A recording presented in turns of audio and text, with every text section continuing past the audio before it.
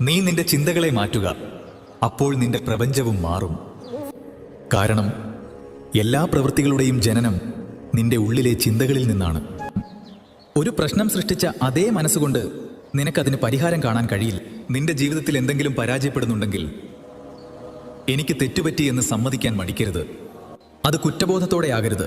മറിച്ച് ഇനിമേൽ ഞാൻ ആ പഴയ വഴികളിലൂടെ സഞ്ചരിക്കില്ല എന്ന ദൃഢനിശ്ചയത്തോടെ ആയിരിക്കണം. ജീവിത വിജയത്തിന്റെ പരമമായ രഹസ്യം നിന്റെ വ്യക്തിഗത ചരിത്രം അഥവാ കഴിഞ്ഞുപോയ കാലത്തിന്റെ ഭാരം ഉപേക്ഷിക്കുക എന്നതാണ്. ഭൂരിഭാഗം പേരും ഭൂതകാലത്തിലെ മുറിവുകളും മറ്റുള്ളവർ ചെയ്ത ദ്രോഹങ്ങളും ഒരു വലിയ അഴുക്കുപൊതി പോലെ തലയിൽ ചുമന്നാണ് നടക്കുന്നത്. എന്നിട്ട് ഇടയ്ക്കിടെ ആ പഴയ മുറിവുകൾ വീണ്ടും കുത്തിപ്പൊട്ടിച്ച് നിങ്ങൾ വിലപിക്കും. അത് നിർത്തൂ.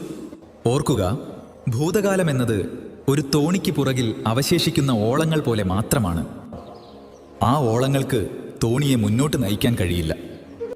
നിന്റെ ഇന്നത്തെ